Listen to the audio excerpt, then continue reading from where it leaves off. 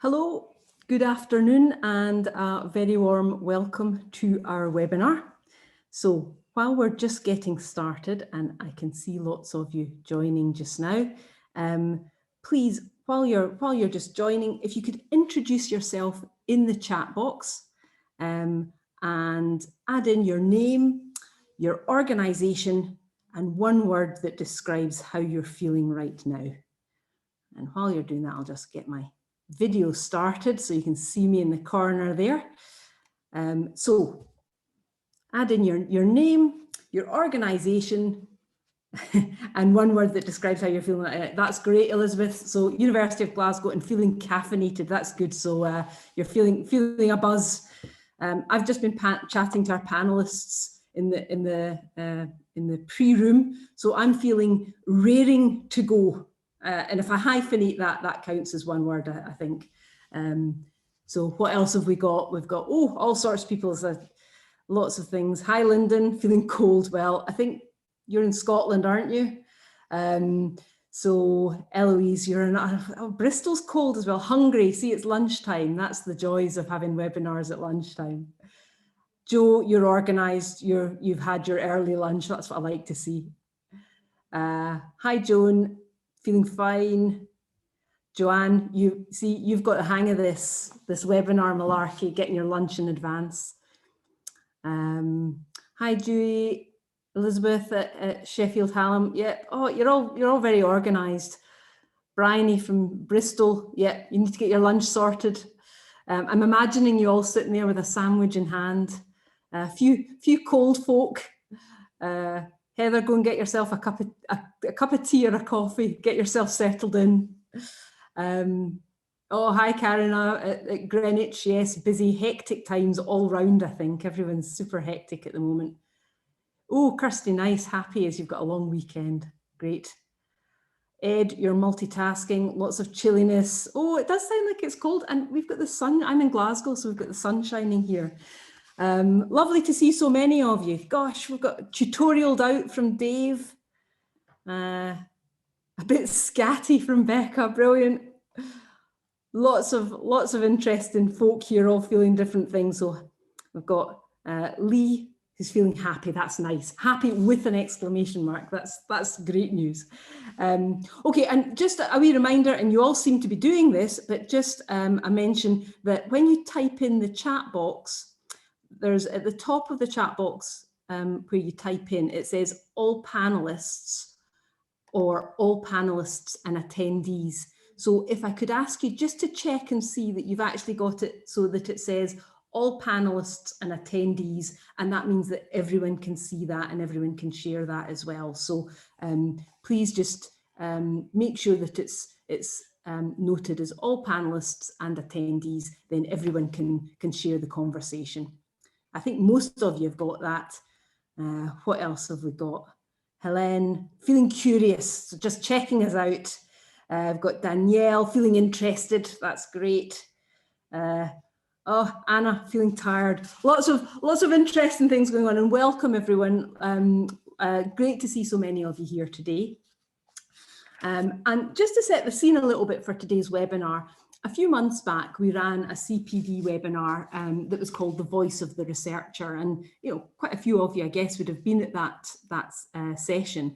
And you had the chance to hear from a range of students about what they were looking for from industry-focused training and why they attend that type of training. And they came from all sorts of different universities and different disciplines as well. And we thought this time it would be really great to hear from industry, to give you, the people who've got a responsibility for developing researchers, some insight into the skills and training that might be useful for researchers who might be looking at how to collaborate with industry or prepare for a career in industry or spot opportunities for consultancy or start their own business. And there's nothing quite like hearing from a variety of perspectives. So I'm really delighted. We've got a wonderful panel of guest speakers who've joined us to talk about their experiences and perspectives, and I'll introduce them in a few minutes. And I've got some great questions lined up for them. I'd be delighted if you have questions too. Please do jot them in the chat box. I'll do my best to ask them. And please do use the chat box to share your comments and queries. We usually have lots of chat going on at the side, and it's great for sharing ideas, perhaps getting a bit of reassurance from colleagues in similar roles around the country and beyond, who are working in different research institutes and universities. So our aim with today's webinar is really to, jumping ahead, getting ahead of myself. Our aim with today's webinar is to give you a sense of how researchers can put themselves in the best position to be able to connect with industry by developing their skills and knowledge of the commercial world, as often it can be an unknown environment for them. So we've been running these CPD webinars since 2019, and it's fantastic to have lots of familiar faces here. Don't panic, I can't actually see you. And it's always a real treat to meet new people as well and make new friends. So a very warm welcome to everyone who is here for the very first time. I hope you find the session useful. So just to warm us up and just to hear a little bit about you before we launch into the webinar, over the last few months, we've been sharing some weird and wonderful exchanges, from haircuts to Zoom interruptions by pets and partners. We've covered things like fancy dress costumes and best ever presents. So this month, I'd like to talk about favourite places other than home. It's because I was due to be going on holiday next week, a wee trip up to the Highlands of Scotland, and it got me to thinking that I'd love to hear your local favourite spots for visiting. So if you're in the UK, where's your favourite travel spot in the UK and why? If you're outside the UK, then what's your favourite local country hotspot for visiting that you like to visit, and why is that? And please do describe it to us in the chat. Maybe it's a city or a seaside town, somewhere mountainous, an island, somewhere with childhood or precious memories. Now I've had a bit longer to think about this because I knew I would ask this, so there's lots of fab places to choose from. And I'm the same as Joanne there. I can see absolutely, there's a wee place, a wee hamlet on the Isle of Skye called Steen. And I think just a wee strip of houses in the waterfront, but they've got a pub and a harbour. And I love it because of its remoteness, amazing views, and great memories from spending lots of New Year's there. So where have we got here? Lots of beautiful sounding places. A few folk love Skye. Isle of Lewis, yeah, amazing. The New Forest, lots of animals, lots of pubs, nice. That's what you want, the combo. North Devon coast, yeah, I hear that's beautiful. Southwold in Suffolk, lovely. Wales and Scotland. There's lots of people looking at lovely remote and beautiful places. Inch Island sounds fab. Tenby, Brecon Beacons, yes, we're all imagining ourselves in calm and remote places, I think. Castle Howard, lovely walks. That sounds great. Where else have we got? Isle of Arran from Paula, lovely. Northfolk. I have to admit, I love a city. I love a city as well, so a wee trip to Manchester or London or Hull would be fab. A trip anywhere right now would be brilliant. Lots of great places. Borrowdale, oh, that sounds great. Lake District, yeah. Yeah, Glencoe's beautiful spot. Robin Hood's Bay. Oh, you're giving me lots of ideas. Okay, brilliant. Thank you for all your lovely ideas there of places to visit. Oh, city centre in Vienna from Jan. Yes, that sounds great. All right, let me get started. I could chat all day, but let me get started. Just a few guidelines just to help everyone get the most out of the webinar. Jam-packed 60 minutes. You're on mute, so I'm afraid we can't hear you. Please do type questions and comments in the chat box, or you can make your, and please do make your questions public so everyone can see. We're recording this, so the link will be available after the webinar, and please do feel free to share that widely if you think it's useful to your colleagues. And if you're a tweeter, then please do feel free to share on Twitter, and you can tag us to be part of the conversation. Why do we do this? Well, our goal from today is really for you to pick up new ideas, perhaps a fresh perspective, a new approach, some practical tips that will allow you to create an action as a result of this, and will let you keep moving forward. And I think if that happens for you, then that would be a good use of an hour from my point of view, I would say. So let me just tell you a little bit about Skillfluence. We've been going for around 5 years. We've trained more than 7,000 researchers, academics and PhD students. We've got an amazing range of trainers, real subject matter experts. We've got 2 of them on chat duty today, and we're working with more than 50 universities and research centres across the UK and Europe.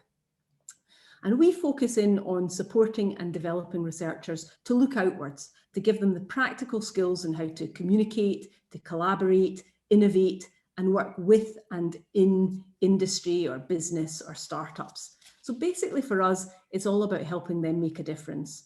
Right now, we're fully online, but usually we're a mix of both in-person and online events and training workshops. I'm Alison Gray. I founded Skillfluence in 2015 after spending a bit of time on sabbatical in the US. And when I came back, I set up Skillfluence to create the kind of connectedness that I saw there between industry and academia. I'd also delighted to introduce a new member of our team. For those of you at our last webinar, if you'll recall, it was all about marketing training events. So, well, I'm delighted to welcome Paula Duffy, who's joining the Skillfluence team in the new role of marketing and communications. She's got a background in research, and then there she is in the chat box, communicating already. We're on to a winner. So she moved into the world of communication and marketing, and has joined us at the perfect time for helping us develop our comms capabilities. So a warm welcome to Paula. She'll be saying hi and trying out her comms skills in the chat box today. She's joined by my colleagues, Training Ops Manager Rachel Clark. We've got Joanne Haggerty, one of our core trainers here, and we've also got Zach Sorrells, who's a trainer and designer for us, and he's also on tech duty, just making sure everything runs smoothly. So welcome everyone. That's us all introduced ourselves, and hopefully you're all settled in and raring to go, lunch in hand, ready to hear from our wonderful panel of guests. So this is going to be run panel style, and I'd encourage you to ask questions in the chat box, and the aim is to share ideas and information on skills for working in and with industry. So please, I'm going to stop sharing so that you can you can see everyone that's joining us. So please let me introduce our 4 guests now. So first up, we have, and if I can ask them to come off mute and come share their screen so that you can see them. There's nothing quite like being able to see their faces. Well done, brilliant. So first up, let me introduce Lisa Thompson, who's the Managing Director of Purpose HR. Now, Purpose HR are a trusted human resources partner to some of the most exciting investor-backed high-growth businesses in the tech, engineering and life science sector in Scotland. And what's really great about them is that they offer real hands-on, flexible support that enables people to scale and grow through the attraction, the retention and development of key talent. And Lisa's got fantastic insight into the skills that businesses require. So welcome, Lisa. Lovely to have you here. Hello. Hi, everyone. Brilliant, lovely, thank you. And now I'd like to welcome Dr. Ian Archer. Ian is the Technical Director at the Industrial Biotechnology Innovation Centre, the IBioIC. We've been working with Ian for quite a few years now, and having worked in small and big businesses, he's now at the IBioIC, which is a networking and support organisation that connects industry academia and government. And he's been wonderful at sharing his experience over the years from a variety of these perspectives. And he's always got some great stories to tell. So welcome, Ian. Hello. Brilliant. Now I'm going to go to welcome Dr. Linky Angel. She was an innovation manager in financial crime and has now moved into the role of quantitative. Oh, I should have practiced that one more. Quantitative analytics manager at Santander. And she's recent experience of moving from the world of academic research to a career in Santander, and has some really useful insights for what she learned when she moved into industry. So welcome, Linky. Thank you. Hello, everybody. Hi, and then we have Dr. Mike Mallett, who is the principal key expert at Siemens Health and Ears. Mike spent his career working on magnet technology in both academic and industrial settings, and in a whole load of places, and we had a great chat about all the different interesting places he's worked.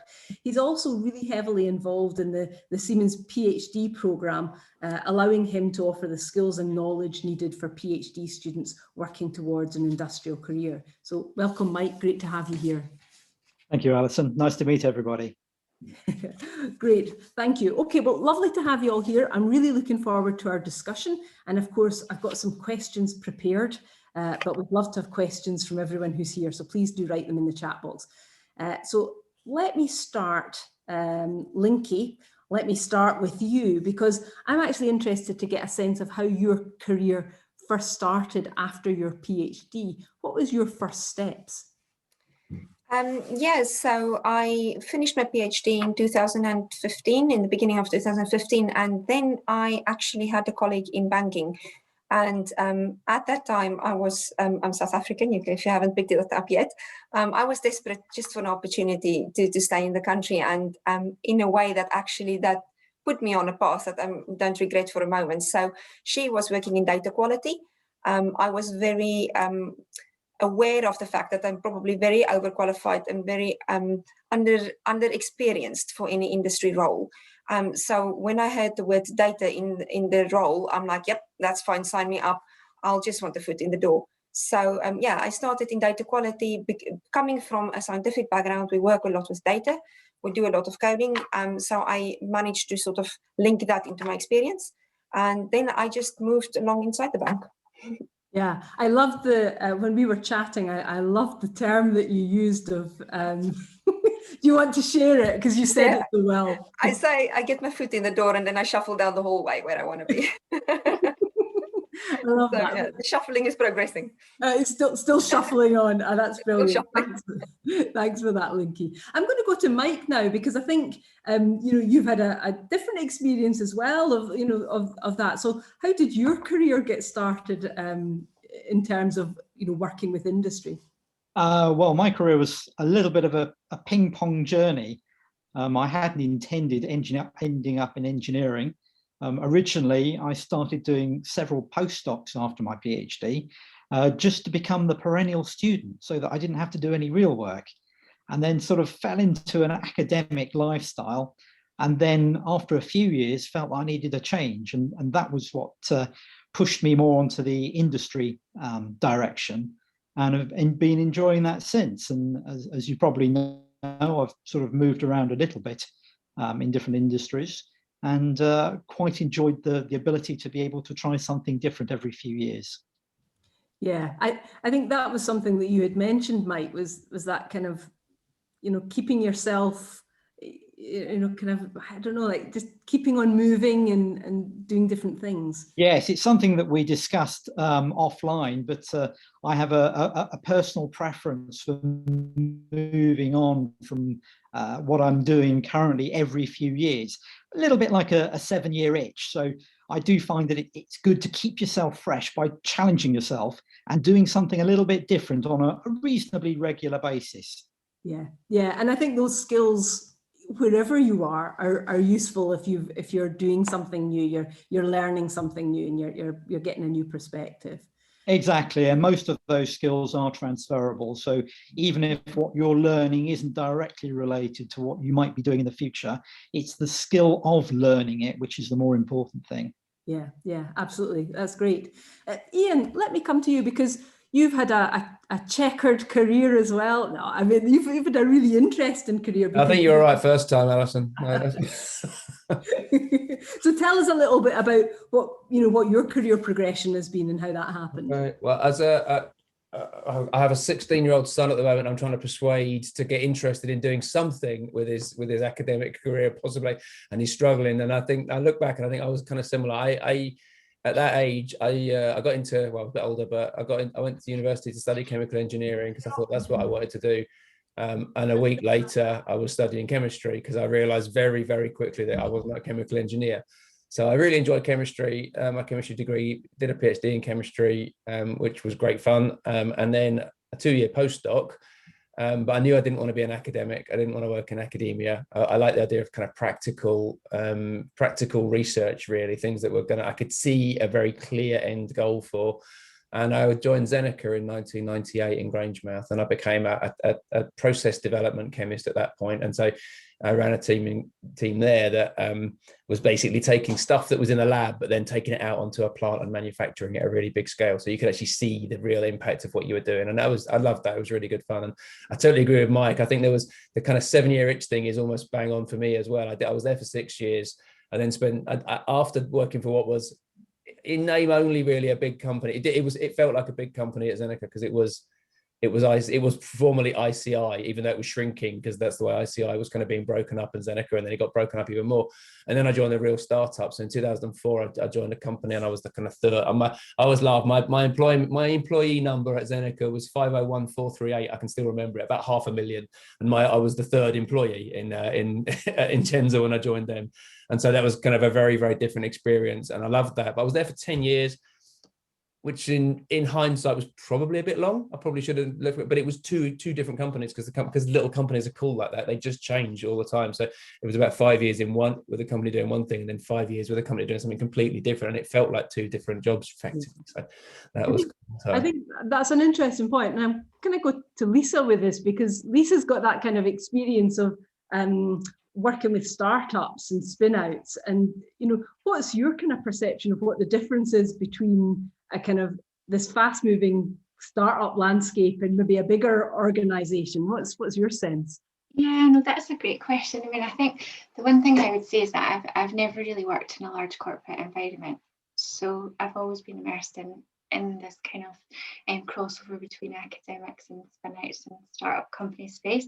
I was thinking about it ahead of today, and actually I started my career in a company called Wolfson Microelectronics, which was a spin-out from Edinburgh University, and they'd obviously IPO'd, so they were probably one of the biggest companies I've ever worked for.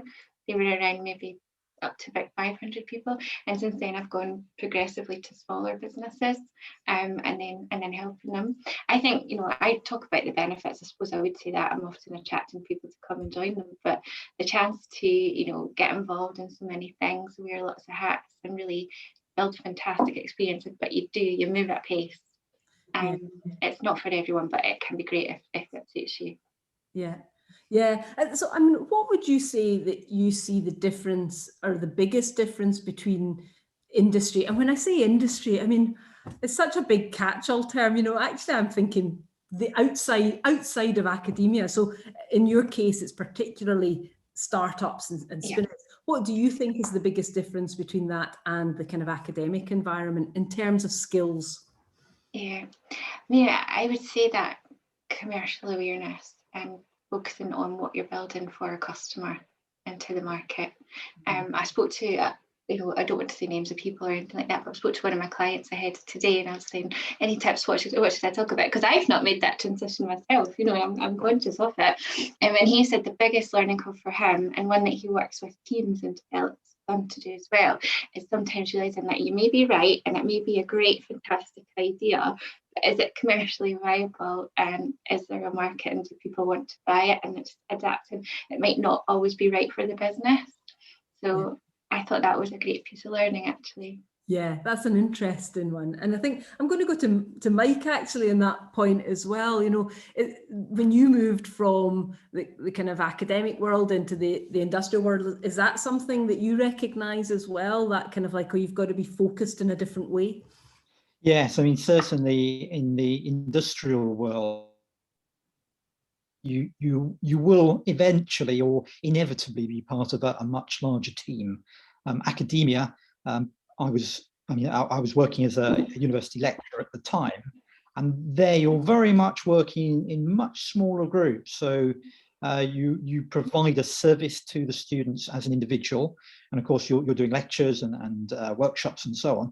But certainly when you join industry, you tend to become you could argue a smaller part of a bigger machine, but you can end up having a much broader influence in terms of what your actions and what your input actually ends up acting upon in terms of the rest of the company. So although I'm only a 1 in 45,000 in Siemens Healthineers, I probably have a much bigger influence now than I was at university, where I was sort of one lecturer in a department of maybe 20. Yeah, that's an interesting one. You know, even though you're part of a big organization, you're still able to be like very influential within that.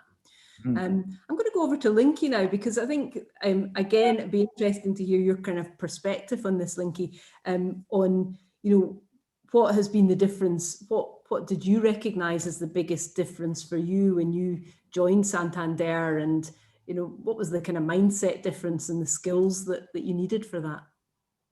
Yeah, I think for me, it was the importance of deadlines and delivery in the industry, sometimes over and above quality or detail. As a researcher, it was very important to spend as much time as necessary to make sure everything is perfect and 100% correct. And coming with that mindset, you will waste, according to them, waste a lot of time going too much into detail, going too deep often, because we're researchers. That's what you do. You research, you go in depth, and you try to understand everything, and you try to be perfect.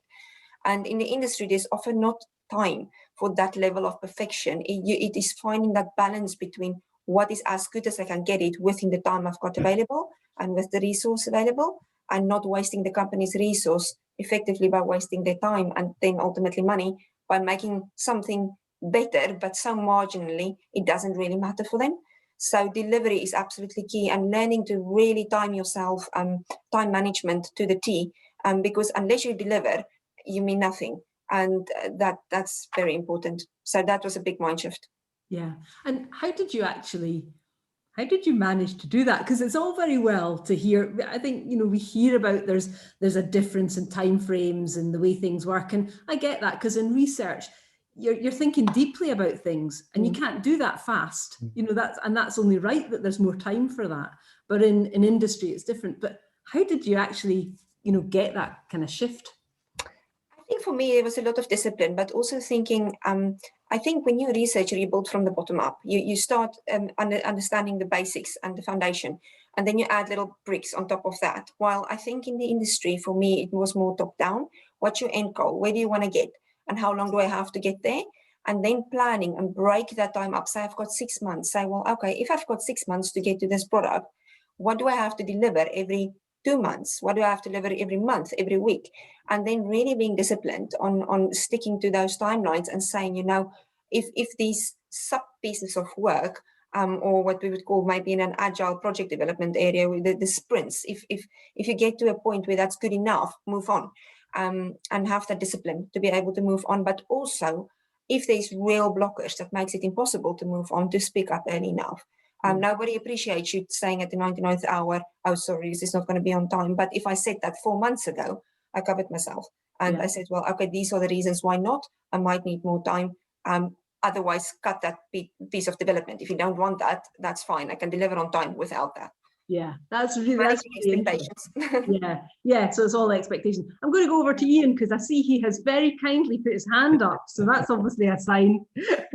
I was going to agree with Link here, but just think of it on a slightly more kind of philosophical level. The advice I give to people when we're talking about, you know, what's different in industry is you think of it more like a kind of customer service. It's about how you are perceived by your customers. So if you, like Mike was describing, what it's like, you're working in a team within a much bigger organization, but your team's providing a service to a different part of the organization, almost certainly, and everything links together like that. And the key insight for me is that you should be thinking about, you know, how your customer is perceiving you and you're looking out for their needs. And it doesn't really matter whether you're selling them a product directly or whether you're just service that, you know, what is it the plant needed from me when we were manufacturing a process? What information they need from me? How did it, and it comes into what Linky was saying about the timing and getting things delivered on time. But I think the key insight is that idea that everyone's a customer. Like all the people you interact with are customers. And I don't think you necessarily get that in academia. I think academia tends to be very, because it's deliberately selfish in a way. It's set up in a way that you're very focused on the thing that you're most interested in, and breaking out of that mindset to think about, well, what does someone else think about this, is quite difficult. And that's probably the biggest challenge, but it's not a difficult concept to get your head around. You don't have to have worked in industry to know what good customer service looks like. You only have to go to a restaurant or a supermarket.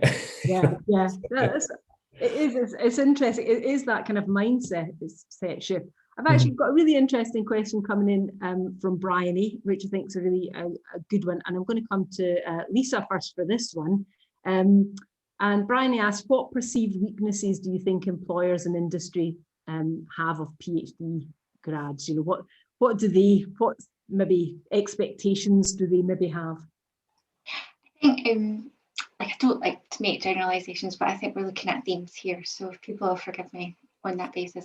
I think sometimes there's that perception that somebody's in love with the problem or the specific thing that they've been working on, but how do they translate that to collaborating as part of a wider team and focusing, you know, going back to what Linky and others talked about, focusing on delivery, focusing on deadlines and timelines, good communication, especially if you're very used to maybe working in isolation or, you know, very much on your own, really getting deep into a product. How does that translate to working in a team? So it's really, you know, I always try and think about the positive, but how can you show when you have done that? You know, that's a really important one to think of to try to overcome those perceptions. Yeah, that's interesting. And I think I'm going to come to Mike actually, because we were talking about this a bit. So I'd be interested to hear your thoughts about, you know, what do you see as industry, you know, might perceive in PhD students coming in? And it is a generalization. So I think we're okay with that. We know. I mean, when we have new PhD students coming in, so if we've employed a new PhD graduate, one of the main things I think is to make them aware, make sure that they understand that although we do expect quite a lot out of them, they should also expect a lot out of us. And that not only that, but they're not on their own. We are a team. We don't expect any one person to be fully responsible for any single aspect of the business. There's a whole range of support activities and other people that can help and you can talk to ensure that you don't feel as if no, the world is crashing down on your head because the project you're working anywhere. And that's something which I think is quite difficult for new starters to actually appreciate. I think there's a little bit too much of this expectation of themselves that they have to prove themselves very quickly. I mean, we realize it's going to take 6 to 12 months before somebody is truly productive in our industry. And most of that time is learning about what we do, why we do things. And as I've sort of mentioned previously before about building up your internal networks. And so it is more a case of talking to people and building up those connections so that you realize you're not on your own, or actually you're part of a team, but you can shine out in that team as well. Yeah. And I think that point about internal networks is something that comes up a lot. So let me go to Ian just to hear your thoughts. I mean, you are, you know, actually, I mean, all four of you are just amazing networkers. So Ian, let's just hear your thoughts on the internal and external networks. I was actually thinking as Mike was talking, I wish someone had explained exactly that to me in 1998 when I joined Zeneca, because I totally recognize that. You sit there, you go in with, you know, a very highly qualified person into a company, and you suddenly think, the best way to think about it is this idea of the imposter syndrome. You sit there and everybody else seems to be so much better. They all know what they're doing. Everybody's really, and you just feel so small and you don't really know. And actually it's rubbish. Obviously it's rubbish. It's like they know more than you, but not much more. And you know stuff too. You also know a lot. You've got a lot to add. And finding that balance is really hard when you don't have the experience. And if I did it all again now, you know, I'd like to think I'd do it differently. But in terms of networking, to me, I just think it's, you think we're good networkers. Actually, when people start talking about networking, or there's going to be a networking session at a meeting or something, it fills me with dread, if I'm brutally honest. My blood runs cold and I think, oh no. But I just force myself into it, and it's never as bad as I think it's going to be, frankly. And then you nurture your network. So the company that I worked for after, the small company I worked for basically survived lean years by working very closely with my old boss's contacts and some of the contacts that I had as well, because we both worked in large chemical companies which had been split up and then scattered its people all around the world, and those people became our customers. And so Ian was a master at keeping in contact with all those. Long before LinkedIn and Facebook and everything else, he would spend a lot of time and effort keeping on good terms with people in that network, and that really did that, was hugely valuable. Yeah. And I think the other thing as well with networking is networks are pretty, the idea of a link in a network, they can be pretty weak. I would argue that everybody who's on this call right now is part of the same network now. I'm easy to find on LinkedIn. If you want to contact me, I'm easy to, I'll give you my email address afterwards, but link into me. And that's what we always say, you're now part of our network. That's it. Yeah, absolutely. And is it network, or is it just relationships actually with people? But right, I'm going to go over to Lisa, because look, this is great. It's almost like it's so well house trained. A lot of you. Brilliant. Over to Lisa, you've got some comments. Oh, I just wanted to jump on the back of what Ian said, because networking is something that I'm passionate about and I love it, and I could talk about it all day. And I think sometimes people do have this perception about, oh, cringe networking, lots of people are going to come to me and give me business cards and sell at me, and that's doing it completely wrong. And when people can really get the most out of it. I used to run networking events myself, and one of our values for our community was make friends, not contacts. So it was going into opportunities to meet people without necessarily always having an agenda, other than, oh, I wonder how I could help that person, and then it comes back round. And I've benefited so much from my network. And I think people that might want to make a shift, for example, from academia to industry or something like that, just look somebody out that's maybe a few steps ahead of you. And it might seem daunting to reach out and say, oh, can you tell me about your experiences? People love talking about themselves. I bet they won't mind at all. They'd probably be delighted. It's true. People do, don't they? It's absolutely true. That's it's really good advice. And I'd like to go to Linky actually, because just a slightly different perspective on the networking, because you very much talked about that kind of the internal network, which you hadn't really considered until you got into a big organization. So could you tell us a little bit about what that means really? Yeah, I think in a way, I actually agree with everything the guys said so far. Network is not a forced thing. For me, it was always quite organic. It started at conferences as an academic, and that's almost where you practice that skill by reaching out to people because you've got a common interest. And somebody once gave me a useful tip. I'm tracing it first back to the academia because that's where I learned it. And they say, if you go to a conference and you want to make the most of the time, it's the people you meet there. It's not the lectures you attend. Look at people who wrote papers that you were interested in, email them in advance, those that same delegates at the conference, and go and have a chat with them.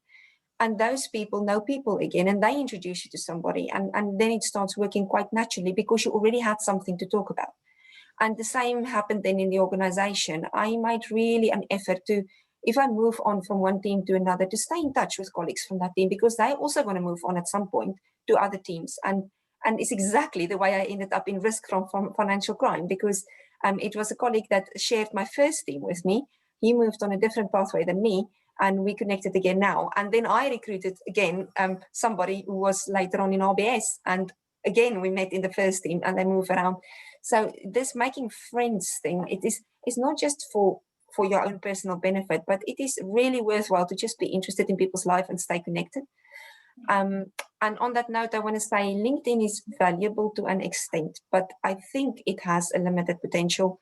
And I've seen, especially in bigger industries like ours, and especially with more established, higher, how can I say, it's a younger generation thing, I think, is more focused there and more of a startup. Your older companies, your more traditional companies, and those who've been in those companies a long time, rely a lot more on personal networks. none of the jobs I've ever been offered came through LinkedIn, and I don't want to dish that. It is possible, and I've been contacted by a lot of recruiters, but the actual jobs that materialized in something was because I knew people and really made an effort to stay in touch with those people. So find common interest, even if it's board games or online gaming or whatever, and foster them. Yeah, I completely agree with that. I think that little common interest that's not professional, not technical, whatever, it's, you know, you like football, you like films, you like reading someone's books, that, or you've got kids the same age or whatever it might be. There's always something, and that makes an enormous difference. Running. I started running with some people from Risk on a Friday at lunchtime, things like that. Yeah. There's always something you can find. Yeah. Yeah, that's great. And Mike, you also kind of touched on, you know, when we were chatting, you were also talking about that kind of internal and external networks. How's that impacted in your career? Well, the surprising thing is how your network goes through your career history in the background without you actually realizing. So I have people that I've kept in touch with for various reasons over the years. I don't work with them directly all the time, but when I change job or when I'm working on a new project, it then becomes useful to have connections to people that I've probably done a paper with, or maybe I met at a conference, or maybe that I've worked with before. So you never quite know when those connections are going to be useful. So I don't necessarily keep them. I don't write a round robin Christmas letter every year to all of my connections, but every so often I'll just touch base with them and see how they are, whether they're interested in a new project that I might have going. And so it's people that I've probably known for 40, I would say 40 years, but that'd be telling my age. But you never know what's going to be useful in the future, and it's always useful to cultivate your network and to keep it going, just for the social reason as well, so that you can keep in touch with what's happening in the bigger world out there, rather than just being connected to a few people within your industry. So most of my network it doesn't do anything related to what I do now, but it's still useful to be able to have those people to talk to and to bounce ideas off as much as anything. Yeah. So we've got an interesting question from Teresa, and really I suppose it's asking, you know, how can PhD students and researchers start to recognise and articulate the value they have to industry? So maybe come to Lisa for that. You know, it's an important question, not just for researchers wanting a career in industry, but also if they want collaboration or consultancy opportunities. How can they see what their transferable skills are? A really good question. I mean, I think one of the things would be to get that really good understanding about, okay, well, what will the job involve? What will it really look like? Whether that's speaking to people further ahead of you in your career, or just doing a bit of networking, like we're talking about, and, you know, finding out as much as you can, thinking about ways that you can demonstrate. And it's, you know, it's within your studies, within the projects you've done, and, you know, through other aspects as well, just really being able to show that, you know, when you've worked with others, when you've collaborated, all the many deadlines that people would have had to assign to, how you would have had to juggle your time and multiple demands and different things, just really getting all of that across. I think another way that I just say basically to stand out is make sure you're really showing what interests you about the opportunity and what you've done to go and research that company as much as you can. Just really court the potential opportunity and show them your enthusiasm. I think sometimes people forget that, and it's such an important step. Yeah, absolutely. And Ian, have you got any kind of comments on that as well? How do you've worked with lots of PhD students? How do they kind of show what value they have to industry? How can they show that? I think I mean, Zach's touched on this in the chat, actually. The thing that I mean, Alison and I, we've talked about this a lot over the years, is that it's working on your communication skills. If you can explain what you do at a level that everybody understands, then that's the most important skill I would be looking for in a student, because, and it comes back to one of the things Mike was saying before, is that when you work in industry, you do have to be a technical expert. We expect, in my case, you know, I had to be a good organic chemist, right? That was important. But I also then had to go and work with the guys out on the plant, and I worked with the people in the business. I'd have to go and talk to customers, and mostly a lot of engineers as well, who didn't have the kind of same chemistry background I had, but it had a related experience. you got to find a way of making sure that you can explain stuff to them. And there's like the old joke about, I didn't have time to write you a short letter, so I've written you a long one instead. And it's the same thing, you know, it's actually really easy to talk technical. And what you know, Alison and I do this a lot. We ask the PhD students to describe their work in a simple tweet, and you just get a load of jargon and with loads of words that neither of us understand, even though that I've got a kind of technical background. Being able to do it in layman's language in a way that people understand is really valuable. And I think that to me is the fundamental skill, and that's what I'd be looking for in someone if I was interviewing them. Of course, that's the jargon-filled tweet is before they've had the training, Ian. Of course, yeah, that's the start of the day. Yes, absolutely, yeah. I know, absolutely. Okay, I suppose another question for you, and we're kind of just beginning to get to the time we'll have to wind up a little bit, but I wanted to come to Linky and Mike and ask this kind of question. What's been your motivation for taking, you know, you've taken part and you've spoken at some of our events to PhD students, and you've taken the time to do that, which has been really, you know, it's been lovely, you know, and it's been really helpful. It just gives them such great insight. We always get lovely feedback about it. Linky, what is it that, you know, motivates you to be part of these kind of events? I like to pay it forward. I think I've been a student recently enough to still remember what I felt like when I was in that final year of my PhD and dead scared that I'm not going to find a job, or that I'm not going to have the experience that's needed on my CV to get into the industry, and all the uncertainty and the imposter syndrome and everything that comes with that. And then having walked the road until now and realize it's not really that scary, I like to just sort of share some practical tips and share some of my own experience in the hope that somebody else that might have the same feelings about it would put their minds a bit at ease and gave them some confidence. So you know what, you got an amazing, quite unique set of skills. Dare to go out there and dare to shoot for the stars. It's possible. And just don't be so scared. What you can bring to the industry is something the industry actually still wants. Yeah, absolutely. I mean, it is fantastic to have that kind of insight. And Mike, what about yourself? What is it that kind of, you know, brings you to take part in these kind of events? I had an old boss from several years ago, and one of his favorite sayings was, you should always help people when you're on the way up, because you might need their help on the way down. That's a very personal way at it.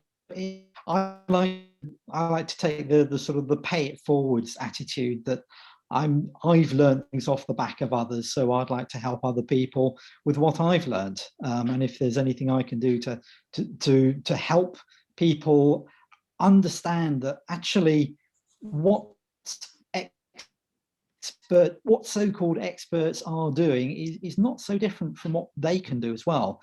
I mean, it's very easy to look at people in privileged positions and think that's almost unachievable, but no, that's not the case. Most people are where they are through a combination of skill, but also there's quite a bit of luck and happenstance as well that gets them there. And, you know, whatever we can do to help people to get to a similar position and to just improve matters for everybody, I think that's worthwhile doing. Yeah, that's fantastic. Thank you, Mike. Okay, well, my very last question which I think I'll ask all of you, because it's a goodie and it's your chance to give us that one thing. You know, if there was one bit of advice, and I think a couple of folk have asked this in the chat box, what's the one piece of advice that you would give to a researcher who's maybe just finishing up their PhD or a postdoc role and they're now looking to work in industry? What would you say to them? Who's ready to answer? Who will I go to? Yeah, Linky, great. Let's go to you. I think I'd say keep an open mind with your job applications when you start. There's no such thing as the perfect job straight away unless you're extremely lucky. But I come back to what I said in the beginning, get your foot in the door and shuffle down the hallway. I think of my job applications as just a long linked chain. Every new link of that chain is something that links to some previous experience, but offers some new experience that I want to where I ultimately want to get at. So as I said in the beginning, I took a data quality job. I hated the job. I didn't want to reproduce other people's work and check if it's right and just not do anything new. but it linked with my experience with data. And in that, I got experience in finance. So then I could take the experience in finance and the coding languages that's being used in banking and find a new job that used those coding experiences, even though I didn't know anything about financial crime, etc.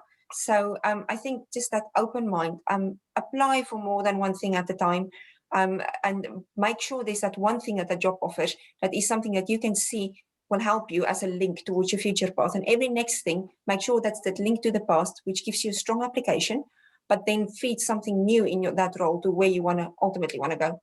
Just be open-minded. Yeah, I love that. Okay, so seize opportunities is key. Okay, let's come to Lisa. Your any thoughts? What's your one bit of advice? Well, I thought I might pick up on a piece of advice that somebody asked me in the chat, just because I think it might be useful in case it was missed in there. But just, due to what I do, I've spent a lot of time sifting through applications and CVs, and in the current market, I think, especially now that people can apply to jobs, in all different locations, it's opened things up massively. It also sometimes means the candidate pool's opened up massively as well. So what does that mean? You really need to stand out, if you're applying and you're reaching out for jobs. And a few things about that would be just maybe, around CVs.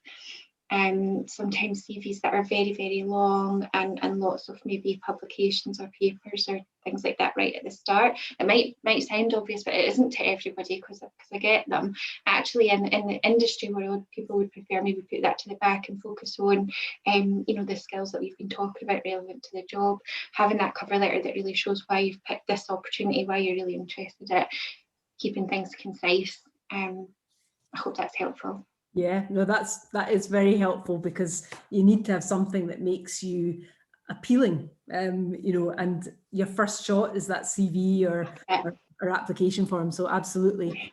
Okay, let's go to Mike. Let's hear from you. What's your one bit of advice?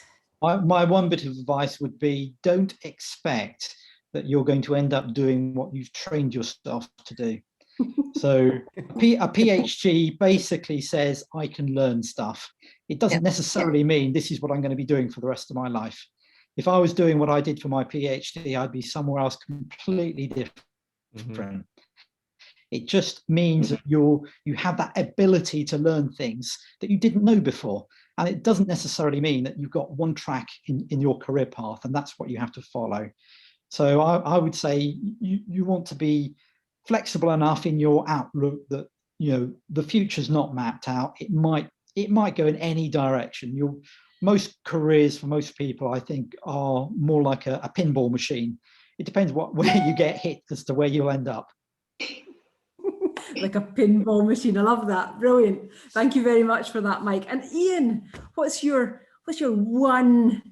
cracking bit of advice? Mike and Linky have nicked two of the ones I was thinking of already. So I totally back up both of what they've just said, which is good. That's always a good thing. I think Mike talked about, the PhD being the thing that means you can learn is one thing, but I think it also demonstrates you're a problem solver. I think that's what I would expect from a PhD person, to come in and be able to solve problems I give them, even if it's not necessarily related to what their PhD is about. But the one thing I want to come back to, and I think this is an interesting area, I would advise everybody to embrace their imposter syndrome, right? Everybody suffers from imposter syndrome. And if you don't, actually, that's not strictly true. There are a few people that don't, and they're unbearable. Nobody wants to be anywhere near them, all right? So the rest of us have imposter syndrome, recognize it. There's nothing wrong with it, right? That's absolutely fine. Be confident about the things you're good at. Make a list of them, the things that you're good at. It will help you see where you fit in the world. But then use your imposter syndrome to be very curious about what everyone else can do that you can't, right? Learn from them instead, and you use it as a way of asking daft questions. It's great. It's a really good thing. That's fantastic advice. Fantastic. I love it. Those are really great points you've all picked up there. I think if those are some of the things that people can take away from this to pass on, then those will be really useful for folk. Well, thank you ever so much for all of that. Honestly, I've got loads more questions and there were more coming through. I'd love to keep going, but I know how busy people are. So it's been lovely having you here. I'm really, been a great discussion. Thank you for taking part. It's been fascinating. Feel free to have a look at the chat box if there's anything in particular you want to respond to. And thanks for all the questions there. So thank you very much for your time. I'll just going to share some final couple of points now, and feel free to fade away into the background, and that's it. Fab. And I'm just going to share my screen again so that we've got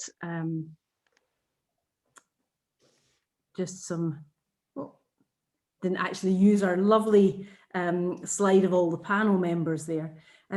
So just some thoughts from me. It's been really fascinating to hear from such a great panel, really varied viewpoints. I picked up on loads of points there around communications, around networking externally and internally, working to different time pressures. I loved Linky's, that kind of idea of taking opportunities. Lisa was saying, stand out by making sure that it's relevant and concise when you're in touch with people, and Mike saying, be flexible, don't be too rigid in your expectations of what your career is going to look like. And Ian finished with telling us to embrace our imposter syndrome and think about what you're good at and use that confidence to be curious about the things that you're less confident in. So thank you very much for joining us. Let me tell you about a couple more events that we've got coming up. Firstly, here's our link to our next webinar. If you've not really used QR codes before, let me just quickly explain, because it's the closest thing to magic that I've seen in a while. If you open up your camera on your phone, on your mobile phone, and just hold it up to the QR code on the screen, it's amazing, but it will automatically recognize it without you having to do anything. You don't even have to take a picture. It just focuses in on it, and it'll take you to the registration page. Hopefully we've got someone, one of the team will be putting into the chat box. Oh, there we go. Yeah, exactly, Paula. If you're not into magic, there's the link in the chat box. You can click on that. Much less fun, if you ask me. And we'll also send this out after the webinar in the email. The next webinar is still a work in progress, so we're very happy to take suggestions either in the chat box or via our very, very short 3-question evaluation that we have at the end of this session. And we'll share a link for that. Oh, there, Rachel's ahead of the game. So Rachel's got our SurveyMonkey evaluation in there, literally 3 questions, so it won't take any time at all to complete, and it's useful for us. Let me tell you about another event that we've got on the go.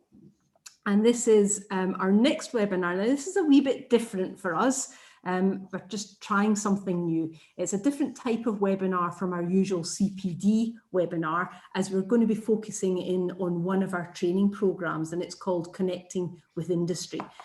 We've run Connecting with Industry with more than 500 PhD students and early career researchers, and we wanted to share with you what we've learned from this. It's been our most popular program in the last 12 months, so we're providing specific insight into what we've learned from all these iterations. We've been pulling together data about why participants attend, what they see as the biggest gap in their knowledge and skills, what they find most useful from training, and how that helps them to achieve their personal career goals. So again, you can use the QR code trick in the on the screen there, or you can link with the chat box, and we'll also send that one out in the email when we send out the link to the next webinar too. So please do come along to that, and you can find out more about what we do. So just to finish up, there's a short evaluation, 3 questions. I think the link's already been shared. We appreciate your feedback. It's been really interesting hearing from our panelists today. A huge thank you to them for taking the time to talk to me today. Thanks to everyone that's attended. Lots of great questions. Thank you. Lots of interesting chat around the content. I hope you've gained some new ideas, a new insight, or a learning, or an action, and also some reassurance that you're not on your own. Thanks to our wonderful speakers, so to Lisa, to Ian, to Linky and Mike, and thanks to my colleagues Paula, Joanne, Rachel and Zach, who've been making sure the webinar runs smoothly, and thanks to all of you for joining us. Please do keep in touch, Feel free to contact me if you've got any questions. I'll just put up my email address there. If you've got any questions or training queries or ideas for future webinars, it's always great to keep in touch with everyone. And if you'd like to find out more about what we do, you can see more about us at our website there. And I think that's it. It's been lovely having you all here. Thank you very much. And I hope to see you at the very next webinar. Thank you and goodbye.